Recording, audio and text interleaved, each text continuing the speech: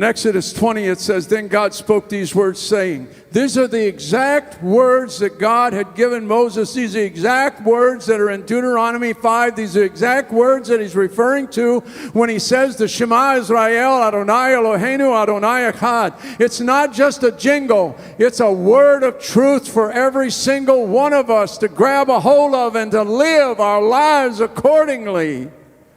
You shall have no other gods before me. How many gods are there? God said, I am the only one. Is he the only one over your life, or are you still commanding your own life and your own destiny? This is a good word for us as believers. We need to stay in focus, that God tells us who he is and what we should do. You can't see in my heart. You can't see inside me. You don't know what I'm thinking. You don't know if I'm loving you or I'm upset with you or whatever. You can see. But you can't see into my heart. But you can see my soul, Augustine. You can see who I am.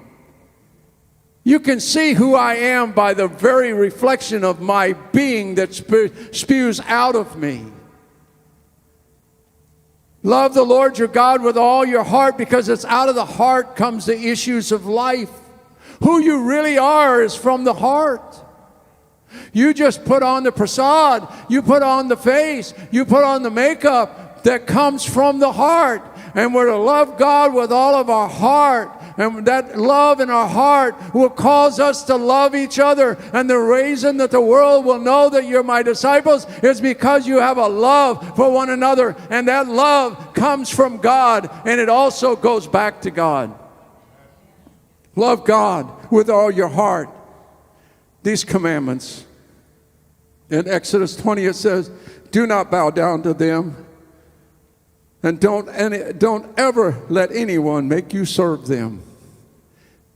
I read that through the years and time, and that thing leaps off the page when we do the 10 Commandments. Don't let anyone make you bow down. Daniel, Shadrach, Meshach, and Abednego, all of them, all throughout. Esther, many throughout. Abraham, Isaac, Jacob, all the disciples just would not bend and they would not bow. The world wants to press us into who they want us to be. They want us to conform to what they are. And God says, you can't do that if you love me. You're going to think my ideas. You're going to think my thoughts when you're doing this. You're going to think my thoughts when it's time to give. You're going to think my thoughts when it's time to give benevolence to people and to help people and to encourage people. You're going to think my thoughts when you see that lost soul and I speak to your heart and you say, stop and say something to him or to her and encourage them. You're going to think my thoughts, because why? Because your heart is in tune with God.